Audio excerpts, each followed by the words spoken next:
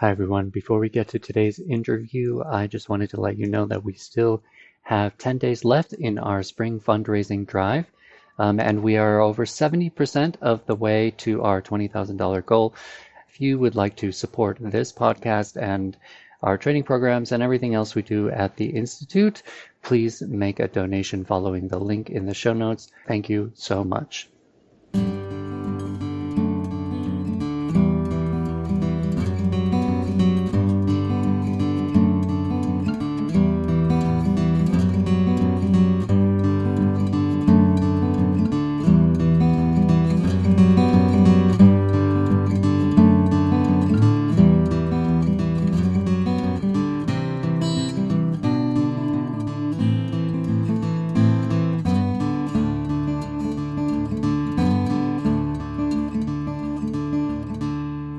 This is Patricia Martin, and welcome to Jung in the World.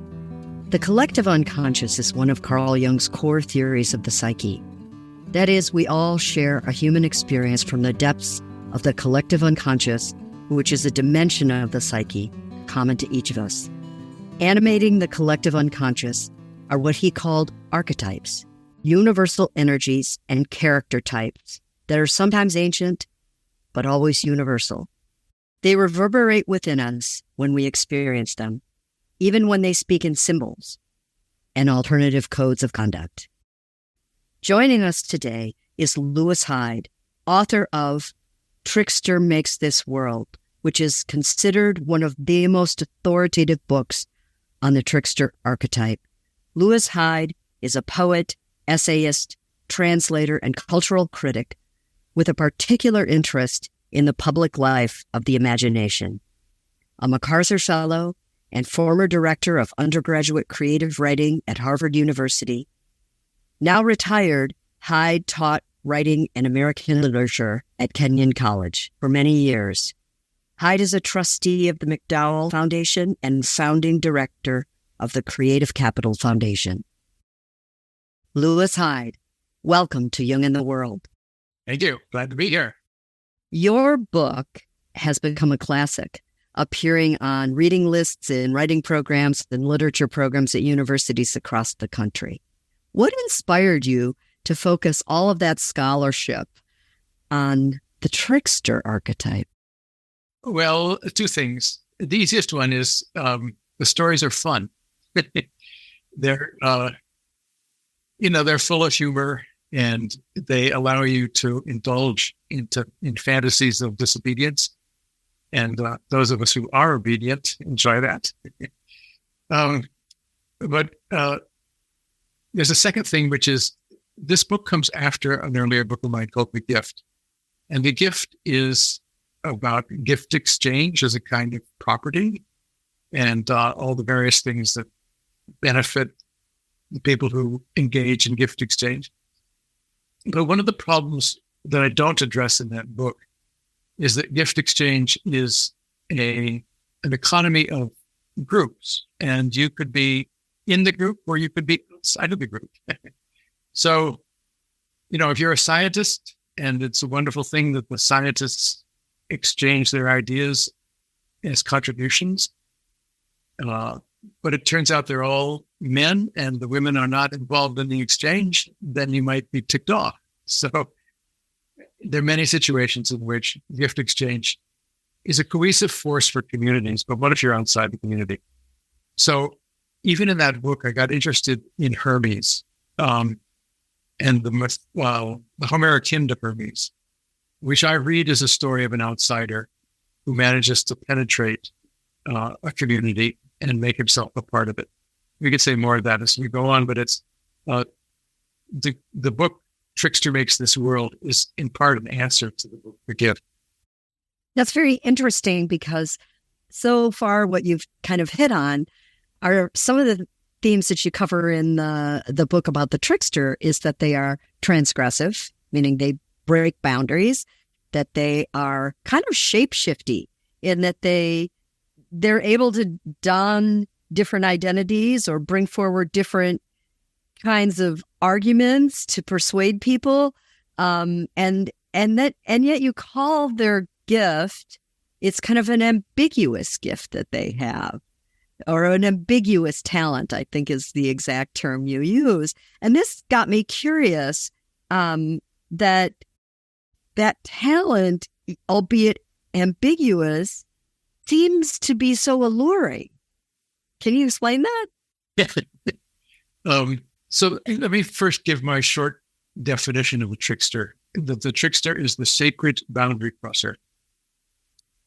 So there are always boundaries in this world, things we care about differentiating. Famously, we differentiated male and female, and now there's a lot of debate about that boundary. There's heaven and earth, or heaven and the underworld. There's the sky and the ocean. There's right and wrong. There's left and right.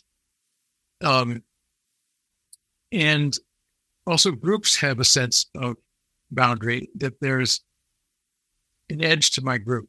There's a sense that there are people inside this edge and there are people outside the edge.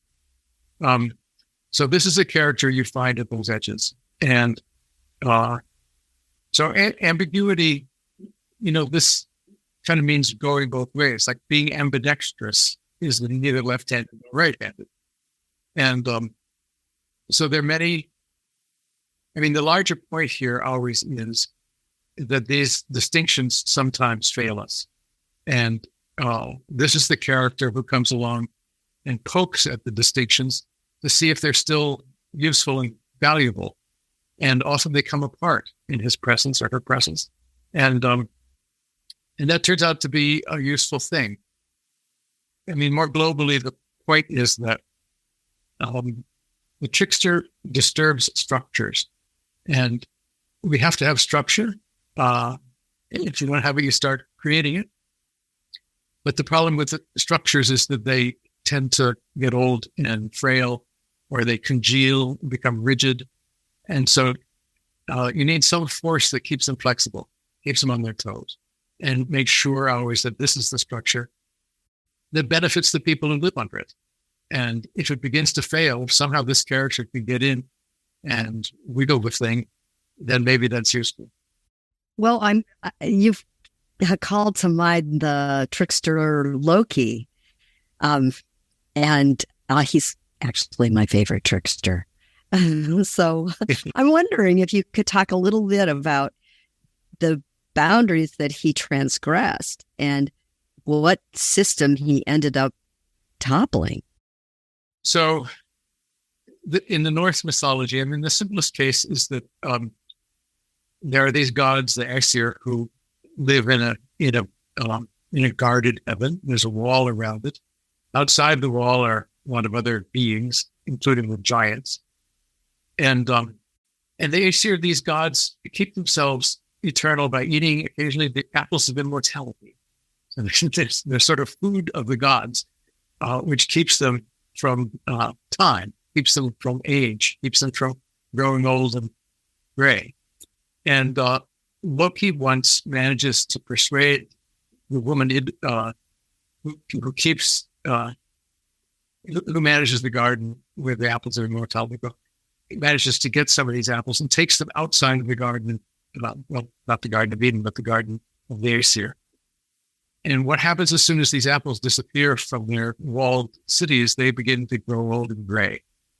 And as all of us do when this happens, they begin to panic. And what's happened is that time has entered the Eternals. So Loki, the distinction here is between temporal things and eternal things. And again, it's an important distinction for thinking. And these distinctions always irritate the trickster. He says, really? Is that going to work? You sure that's always the case? So being able to steal the apples of immortality and move them into another realm confuses the distinction, and time enters what used to be thought of as eternals. Actually, in the book, I suggest that the text we have that tells the story by Snorri Sturluson, the sort of Middle Ages assembler of Norse mythology, he himself was a Christian, and in a funny way, he's taking the Norse myths and beginning to move them into a different world. And Christianity is taking over from an older pagan religion. So, that's an example of historical change, which maps a little bit onto the story of Loki. And we can go more fully into another case where one of the immortals, one of the gods, is a character named Balder, who's associated with the sun. So he's the bright, happy, sunny guy. And just to tell this story very briefly, and then we can unpack it later, but he begins to have dreams that some harm will come to him, nightmares. And his mother is upset. So she goes through all of heaven and earth and makes everything swear that they will not harm Balder. Human beings and the gods and the animals and water and fire and stones, everything swears that it will not harm Balder. And so then the gods kind of have fun there. They invent a game in which they test this out by throwing stuff at Balder. They make spears out of metal and they chuck it at Balder, and the spears just drop away because the metal is taken up. And it's not to harm him. They throw stones at him. So this, of course, irritates Trickster, Loki, who disguises himself as a woman, and he goes into the mother, Frigg, and kind of gets out of her. Really, you asked everything in heaven and earth? She says, well, yeah, everything. I didn't ask this mistletoe. It seems so young and harmless. So then Loki goes and finds some mistletoe, and he makes a little arrow out of it. And he comes to where the gods are playing this game of chucking stuff at Balder. And he finds one of them, Hud, standing at the edge who's not doing anything. He says, why don't you throw something at Balder? But he says, well, I'm blind, and besides, I don't have a weapon. So Loki says, well, here, I made you a little weapon. Try this out. So Bud takes the mistletoe dart and throws it at Balder, and it kills him. So we can come back to this, but I mean, there's another example of a trickster taking something that's in one category, immortal, and moving it to another. Balder is now immortal. And this actually is a common theme in love. The trickster stories, they are involved with the creation of death, or the entrance of death into the world. Well, so the thing that is so appealing to me about Loki, and I want to hear what you have to say when you kind of apply this to other tricksters, is he takes a little piece of insight, a little piece of information, and he figures out how to use it cleverly. Like, who would think of that, right? And he uses it cleverly to his advantage. Where else do you see this, like in other trickster stories?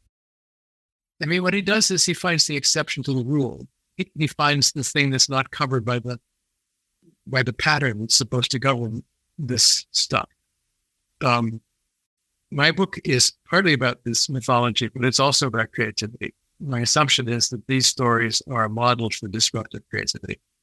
And so I have a group of artists in the book who exhibit some of the traits of these characters. Now, I want to say right away that human beings are not archetypes. If you find somebody who thinks he or she is an archetype, you should get them help. If somebody thinks he's the god of war, or she's the great mother or something, there should be some dialogue. But the archetype is a useful pattern to use to look at particular cases and see some of it fits and some of it. So one of the characters I talk about is Marcel Duchamp.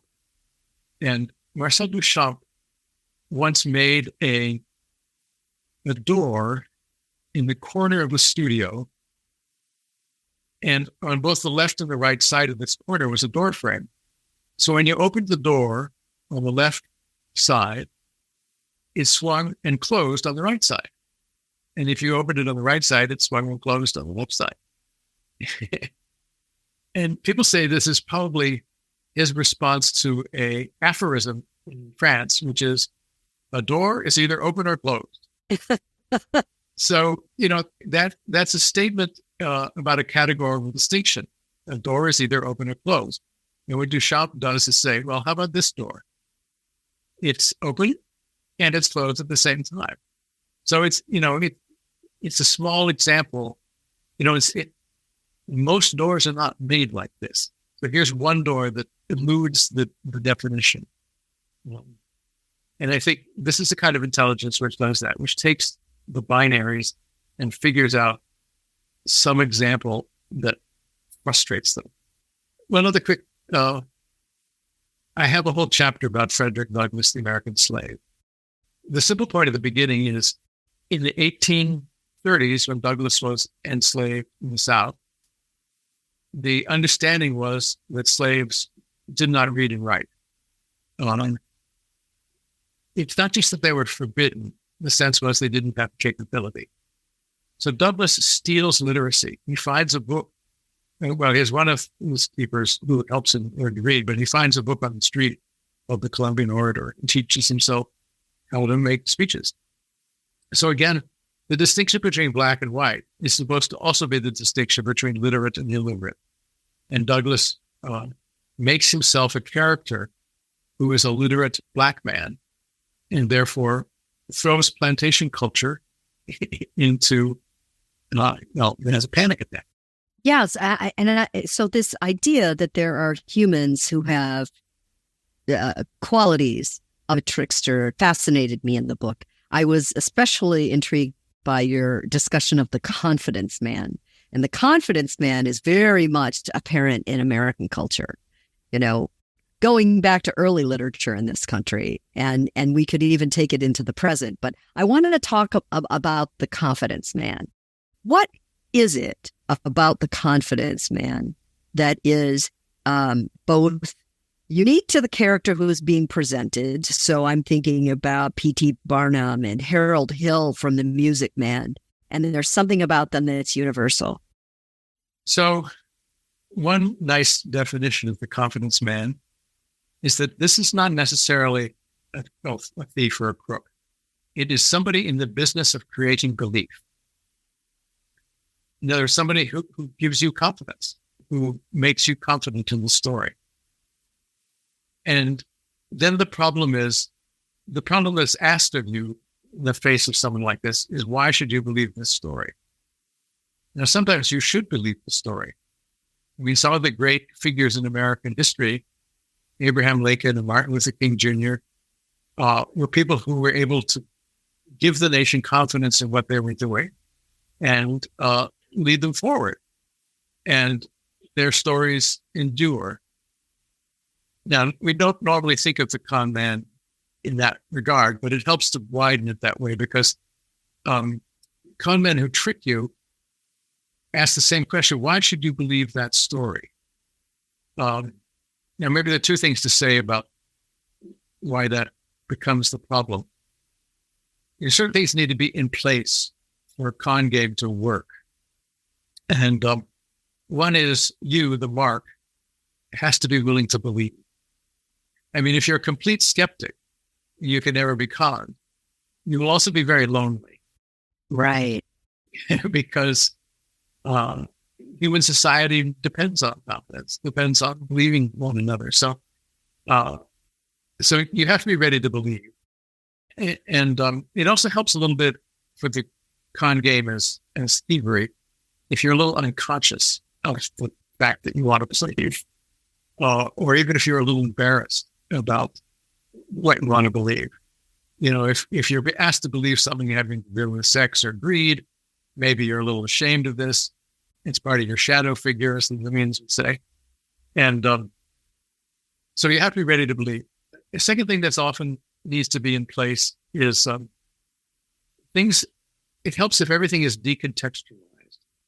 That is, you're trying to read this character. You're trying to figure out what the cues are that will help you decide whether to believe or not.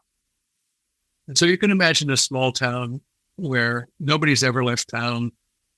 Everybody goes to the same church. You went to high school together. Somebody comes up and starts telling you a tall tale. You have a lot of information about it, well, how to figure out if this is a lie or the truth. And the con game in America really historically begins around 1850. There's a famous story about a guy in New York City who would approach people and get them talking about how they were all Christians, and then asked to borrow their watch. And if you loan them your watch, you never see it again. And this was written up in the newspaper. And the newspaper described this man as the confidence man. And Herman Melville then wrote a whole novel. We think that he reads this in the paper and he thinks, yeah, that's an American story.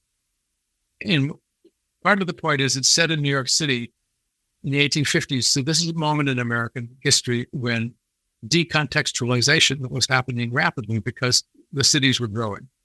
And if you're in a big city, walking on the street, you have very few cues that will read somebody. So maybe the final thing to say is, if you are conned, if somebody manages to take your money because you believe the story, there's a promise of a rise in consciousness. You could wake up now. You could figure out how did you not understand the story? How did you not know how to read? What was it about yourselves that you were unaware of? So at their best, the con artists are great teachers. They help you see what you could not see. I have to say, I was fascinated by the spirit of your book, which is the world needs tricksters because they show us things we're either blind to or we've seen it, but we're in denial about. And yet they can be very pivotal things, you know? And so I'm curious to kind of lean in a little bit to Hermes, which is a favorite of yours, I suspect, because you have written about him twice now. What a large swath of Western culture has Hermes fit into? Can you explain that? Why did Hermes have, as a trickster, play such a large role? Well, it's a good story. Oh, there you go. I mean, the Homeric hymn to Hermes, just to say it briefly, Hermes is the child of a nymph named Maya and Zeus.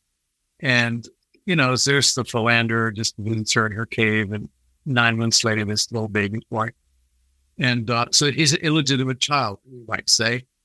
And as a baby, he leaves the cave. He stumbles upon a tortoise. He realizes he can make the lyre, the musical instrument, out of the tortoise shell. He kills the tortoise and makes the lyre, and sings a song. And then he puts it aside and he goes and he steals cattle in the herds of Apollo. And he butchers the cattle, butchers 2 of them, and he makes a sacrifice. And he sacrifices to the 12 gods. Now, the joke in this is he wants to be one of the 12 gods. He isn't, in fact. So my analogy is it's like, apparently Walt Whitman, when he first published Leaves of Grass, wrote a few reviews of his own book. So, you know, it's the character who needs a publicist and has to be his own publicist to begin with. So he does this. And then when Apollo finally comes and finds him and captures him and takes him up into heaven and says, this guy's a thief and we got to punish him, Hermes tells these charming little lies. He says, you know, I'm just a little baby. And all I want is, my mother's breasts and a warm place to sleep. How could I possibly have stolen all these cattle? And the gods laugh. It's funny what he does. In a way, he's not really threatening, but he's charming. And then at some point he plays a tune. It's a theogony. It's a song he plays on the lyre, which is tells the story of the gods and how they came to be. And my guess is that this tune includes Apollo, so he's flattering his brother, and includes himself as part of the pantheon. And at the end of it, Apollo is so charmed. He says, "Oh, you can have the cattle, if I could have the lyre." And so forth. And I mean, again, so that's the basic story. I mean, this thing of charming Apollo, I was thinking it's like, Mick Jagger comes and steals your automobile, and you get him and thrown in jail, and he offers to sing for you. And you say, well, okay, let's see. And, his song is so wonderful. You think, well, let the kid out, he's going to make it. Yeah. So now this is a long, complicated story. What part of it should we go into? Well, okay. So when I was traveling through Europe doing some research about a decade ago, I started noticing that the crossroads in ancient cities that have Hermes at the, there's some image of him at the crossroads. And I was just curious about that. Well, there's a statue called the Herm, which is head of Hermes on the pillar. So Hermes is the god of travel, and he moves from place to place. One thing to say about this is, if you're the god of travel, if you move from place to place, first of all, you're not the character who stays in the hometown all your life and never knows that there are foreign languages, that people eat different food in different places, that marriage customs are different elsewhere. But Hermes is the character who goes to different places, and so knows that culture is local, that the way people behave, the systems they have are contingent. And particularly the language, there's a word of hermeneut, which means an interpreter or something, but actually it comes from Hermes. The hermeneut originally is a translator. So this is the character who knows that there's both French and Italian and English and can translate from one language to the other. That's a hermeneutic act. And it's only people who travel who know this and will have the skill. So then the problem is, when you travel, you're vulnerable. All kinds of horrible things are going to happen to you, particularly your luggage is going to get stolen. So the curve at the crossroads is supposed to, you touch it as you leave town to remind yourself that you're entering Hermes territory. And you have to be conscious. You have to be aware that there are thieves and that people are going to speak French to you. I see. Well, you've solved that mystery for me. Thank you. In the Grand Central Station in New York has a Hermes at the top. And I always think, people don't know, you go in there and you get your pocket picked, but that's because you didn't look up and see the Hermes right there, big warning sign, look out. Right. So there's the tip. There's the travel tip. Pay a moment of homage to Hermes. I want to talk about Shakespeare and Shakespeare's fool character. And I'm just curious, how does do the fools in Shakespeare? Because the truth is they're jesters, or fools, right? Meaning they're, not necessarily of great intellect or might. And yet sometimes they deliver the hardest truths to the protagonist. So do Shakespearean fools size up as tricksters in your book? I don't have a lot to say about the fool in Shakespeare. The only thing I would say is that when I was looking at some of them, I thought the way to describe them is they're the faithful, unfaithful servant. That is, some of them they're loyal to the king, but they're able to do things the king can't do. So the kind of loyalty of one level and a willingness to be disloyal. The problem with a lot of people who are rulers is that they're bound to be models of good behavior and propriety, abiding by the law. And but it's hard to go through the world that way. So often they have a sidekick. They have a fixer. They have somebody in the court who will take care of some stuff that they otherwise can't. Maybe, one thing I do know about is, Monkey in China. There's a famous, almost endless story called The Journey to the West, in which Tripitaka, who's the monk in China who goes to India to get the sutras and learn about Buddhism and come back. And he travels with Monkey. And the problem is that Tripitaka is too well behaved and too honest and too credulous to make a journey. And so Monkey is the character who is constantly saying, wait a minute, something shady is going on here. So this doubling belongs to the world of the properly behaved character, who may be the king, or and the need for some levity. So we do not engage in political conversations here, but Yeah, really? Not really. No, it's not. It's not our shtick. Yeah.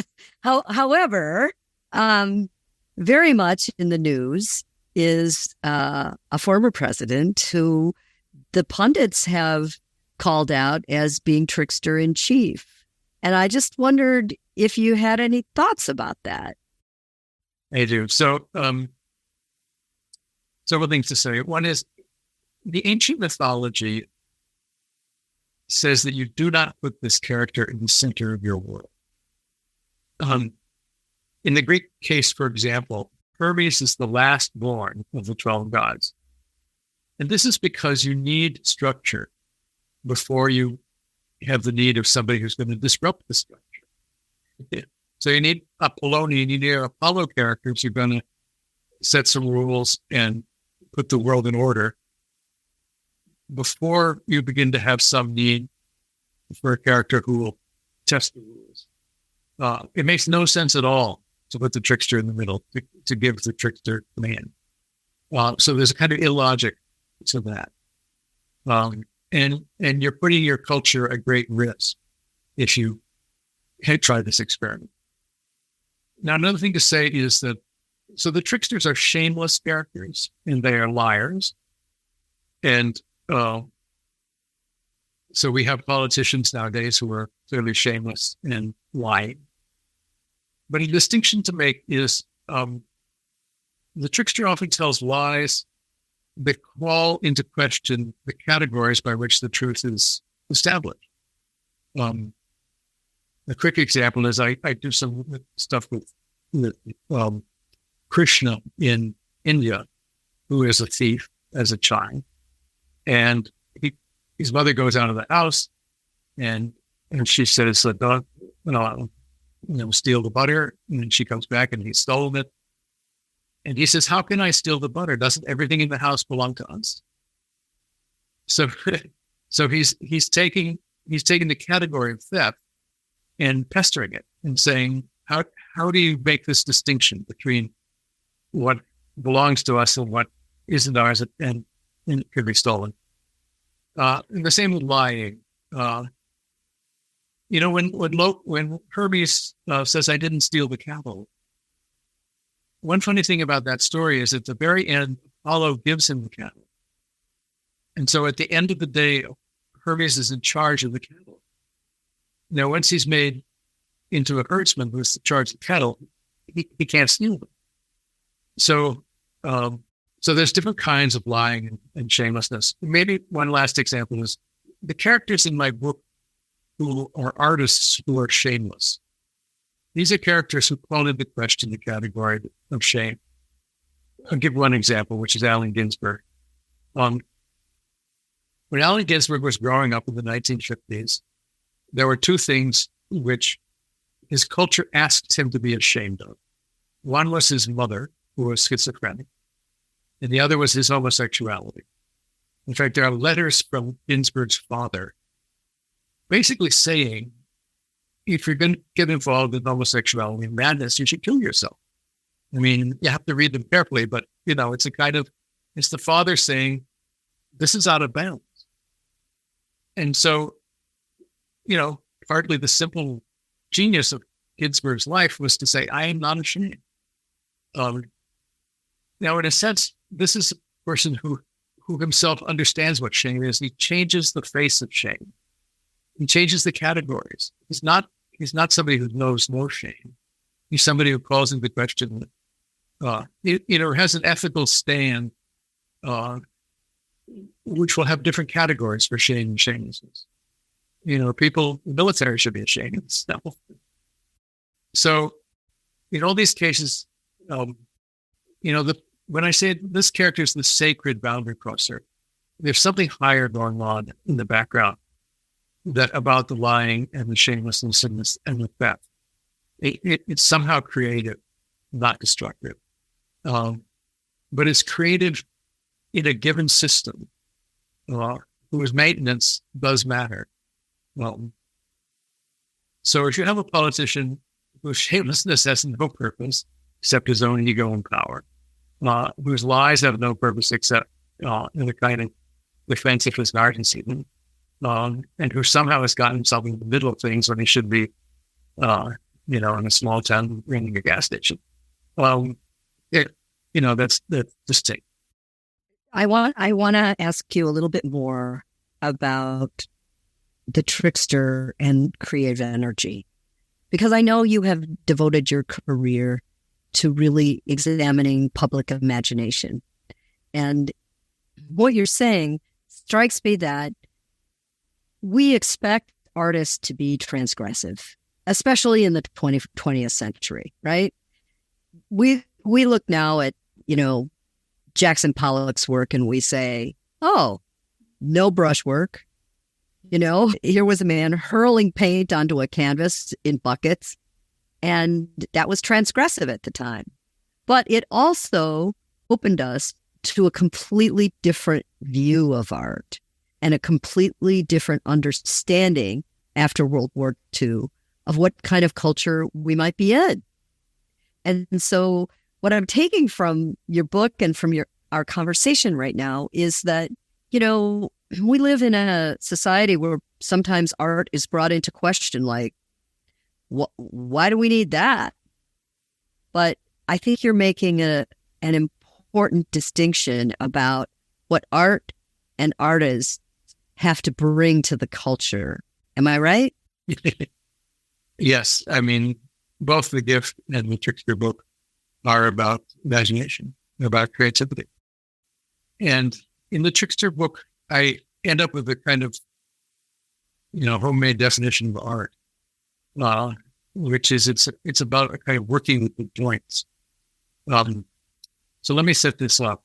There's a bunch of words in English language that have AR as the root. Art is one of them, but articulation, arthropod, arthritis, these all come from a root that has to do with the joints of the body. My wrist is an articulated joint. And so when you talk about tricksters as the boundary crossers, you could also say they are characters who are interested in these joints, the places where two things come together and you have a movable joint. And just to take a thing from the Loki story, Loki manages to kill Balder with the mistletoe. The mistletoe has a symbolic meaning. It used to be gathered in Europe at Midsummer's Eve. So this is the summer solstice. It's the moment when the sun turns around in the sky and goes in the other direction. And so if Balder is associated with the sun, turns out the sun turns around sometimes and goes the other direction. It's a jointed heavenly body. And the reason that Balder is, there's a second story relating to the Loki story that comes from the Caucasus, which I won't get into, except there is even clearer that we're talking about a joint. The character in that story who's like Balder is vulnerable at his knees, and the trickster character manages to kill him by attacking the knees. So there you see clearly that if you want to kill an eternal thing, you go for the joints. You go for the knees, or in Balder's case, you go for the place where the sun turns around. So the trickster is interested in the joints, and then we have different kinds of joints. Some joints are stiff, like the joints in the skull after birth begin to harden up, and you get a stiff skull that doesn't flex. And some joints are flexible, and then some joints can come apart. You can get things disjointed. And our word harmony actually is another word that has the AR root. It's an aspirated AR, harmony. Harmony means things where the joints are all nicely fitted together. And disharmony are things where it's disjointed. To take your Jackson Pollock example, you have a sense of art as this is the way art should be made. These are the protocols. These are the rules of the game. This is how paint is supposed to hit the canvas. And he goes for the joints. He changes the way. So this, and again, it's like the trickster characters are interested in finding the joints of our culture and trying to see if they are serving the greater need of the culture, which is to keep us all lively and happy and well fed. And if, in fact, people are exiled, unhappy, and unfed, the trickster will be there to poke at the way the thing is made and take it apart at the joints and reassemble it some other way. And artists do this work. In fact, it's why they're here. Not just to make things of beauty and to inspire awe, but to really get us to question, well, do we still really value this or that? And to pose the question. So I want to come back to Loki if I can now, because in that myth, the stakes get really high for the culture, for the system of the Norse gods. And there are some things that happen in that myth that have direct application to some of the things that are happening today. And that supports Jung's theory that these stories are universal and they reverberate through everyone's psyche, and everyone has something to learn from them. So I want to go back to Loki and the death of Balder. The gods get ticked off at Loki for all the different transgressions that he engages in. And finally, they suppress him. They bind him beneath the earth. And I think some poison water or something drops on his head all the time, and his wife has to come and hold a bowl there to keep the poison from hitting him. She has to go away every few hundred years and empty the bowl, and that's when we have earthquakes, so forth. So the binding of Loki, this is a possible fate of a trickster, is to be completely suppressed. Now, in the Norse stories, it isn't told as a cause and effect, but the sequence of the stories has this come before a later story called Ragnarok, which is the death of the gods, in which the world will come apart. And, the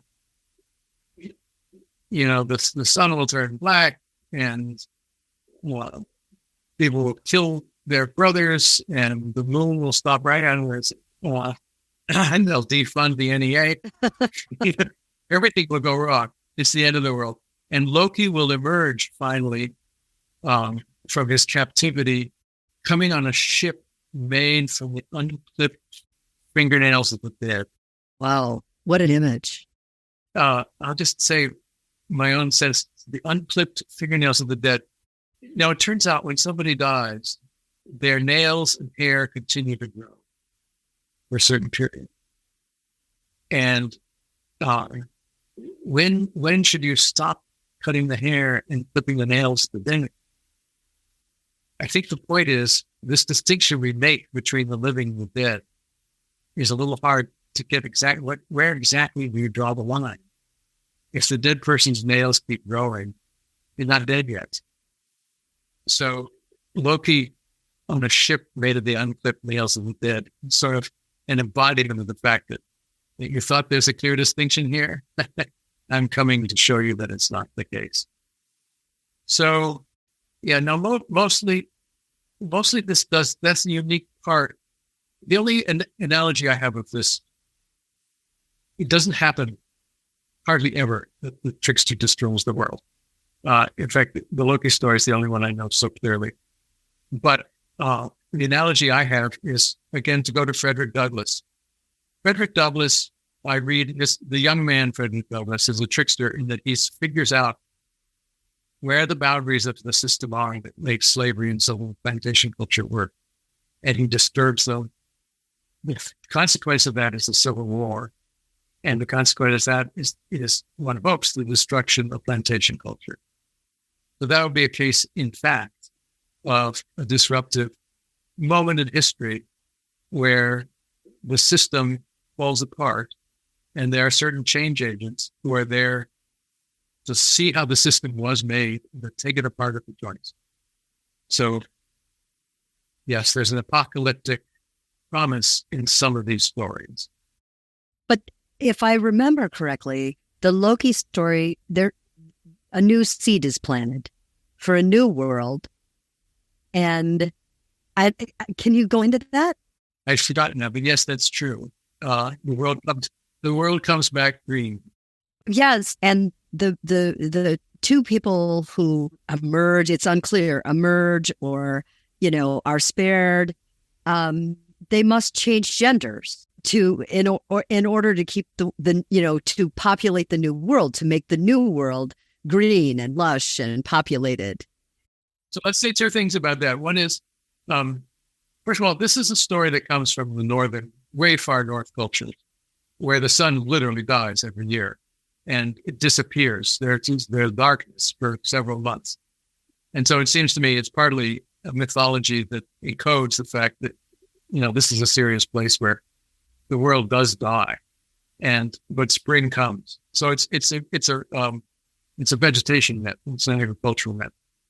But yes, there's also, in our day of fluid gender, it's a wonderful promise that in fact, one old system of gender hierarchies and gender oppositions and binaries could be taken apart and the world doesn't get destroyed. It seems to, there's a panic attack where people worry that everything's falling to pieces, but in fact, it can be reconstituted with different gender roles. And, when we talk about culture wars, this is one that's going on right now. The attempt, in the southern states, they are making it illegal to help a young person who feels confused about his or her gender to get help. So they are trying to suppress the urge that other people feel to play with these distinctions. So you've traveled the world, sharing these myths and talking about the trickster. And I know you have other books. And so as we wrap up, Lewis Hyde, it would be the deepest honor to have you back on the show again to talk about another book. Well, I'd love to come back. I have a book about the need for forgetting. We could talk about forgetfulness as a positive. Lewis Hyde, thank you so much for sharing time with us and teaching us more about the trickster energy and the archetype of the trickster. You're welcome. And thank you for your questions.